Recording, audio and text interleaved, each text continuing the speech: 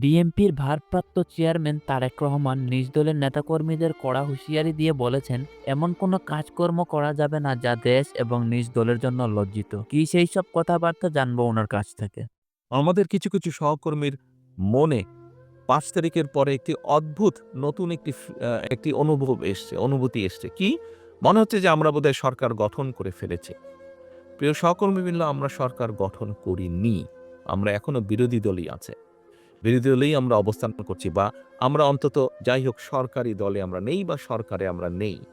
আমাদের যে সকল সহকর্মী এরকম ভুল উপলব্ধি করছেন, তাদের বিভিন্ন আচরণের জন্য বিভিন্নভাবে বিভিন্ন জায়গায় দল ক্ষতিগ্রস্ত হচ্ছে, দলের ইমেজ ক্ষতিগ্রস্ত হচ্ছে।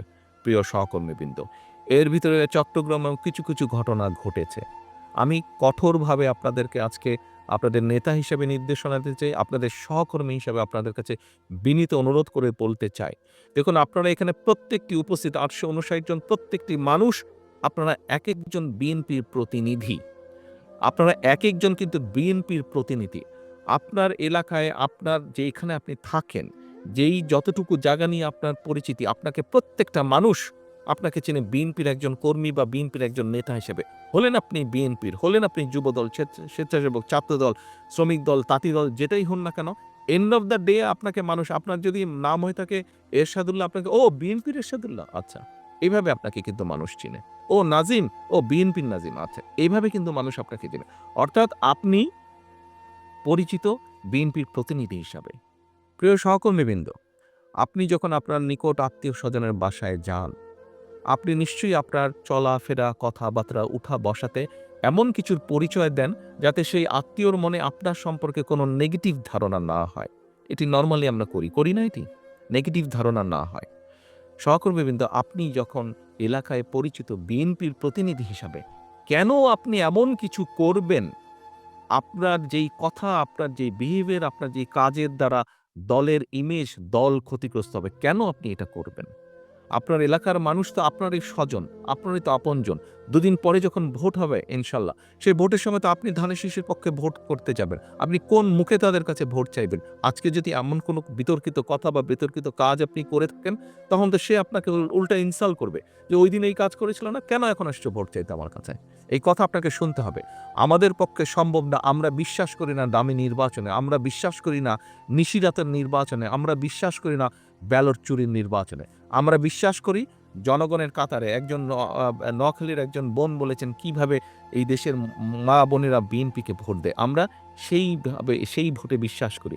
যেখানে মানুষ লাইনে দাঁড়িয়ে নিরাপত্তার সাথে স্বচ্ছভাবে, স্বাধীনভাবে, মুক্তভাবে, ভয়হীনভাবে ভোট দিয়ে যাবে। আমরা সেই নীতিতে বিশ্বাস করি এবং সেটি যদি অর্জন করতে হয়, আপনাদেরকে আজকে কিন্তু অনেক কিছুর পরিবর্তন করতে হবে। উঠা, বসা, চলাফেরা, কথাবার্তা আপনাদের পরিবর্তিত করতে হবে আপনাদের নিজেদের। বারে, বারে আমি বলছি, জনগণকে সাথে রাখুন, জনগণের সঙ্গী রাখুন। সহকর্মীবৃন্দ, আপনি ক্ষমতায় যাবেন না। এখানে উপস্থিত মানুষ, একটি মানুষও ক্ষমতায় যাবেন না আপনারা। আপনারা মানুষের সমর্থন পেলে ইনশাল্লাহ দেশ পরিচালনার সুযোগ পাবেন। দেশ পরিচালনার সুযোগ পাবেন। মানুষ আপনাদেরকে ক্ষমতা দিবে না, আপনাদেরকে দেশ পরিচালনার সুযোগ দিবে। দুটোর মধ্যে পার্থক্য আছে। ক্ষমতায় ছিল পলাতক স্বৈরাচার। পার্থক্যটা বুঝতে হবে। ক্ষমতায় ছিল পলাতক স্বৈরাচার। ক্ষমতা ছাড়া কিচ্ছু বুঝতো না বলেই দেশের মানুষের জন্য কোনো কাজ করেনি। আপনাদের আজকে যে বিভিন্ন অভিযোগ যে তাদের আমলে জলাবদ্ধতা হয়েছে, ট্রাফিক জ্যাম হয়েছে, এই হয়েছে, শিক্ষা ব্যবস্থা ধ্বংস হয়ে গেছে, সংস্কৃতি ধ্বংস হয়েছে। কেন এই কথাগুলো আপনারা বলছেন? এইজন্য আপনারা এই কথাগুলা বলছেন যে ওরা ক্ষমতায় ছিল। ওরা জনসমর্থনে দেশ পরিচালনার সুযোগ পায়নি। ক্ষমতা দখল করে ক্ষমতায় ছিল। আমরা দেশ পরিচালনার সুযোগ পেতে চাই জনগণের সমর্থন নিয়ে এবং সেই জন্যই দেশ পরিচালনার যদি সুযোগ পেতে চান, দেশ পরিচালনা যদি করতে চান, তাহলে নিজেকে সেইভাবে গড়ে তুলতে হবে। নিজের প্রতি মানুষের সেই সমর্থন, আস্থা অর্জন করতে হবে। সহকর্মীবৃন্দ, আস্থা অর্জন করতে হলে নিজেকে ধীর করতে হবে। নিজের মধ্যে উপলব্ধি আনতে হবে। নিজের পার্সোনালিটি চেঞ্জ করতে হবে। কথাবার্তা, চলন-বলন চেঞ্জ করতে হবে।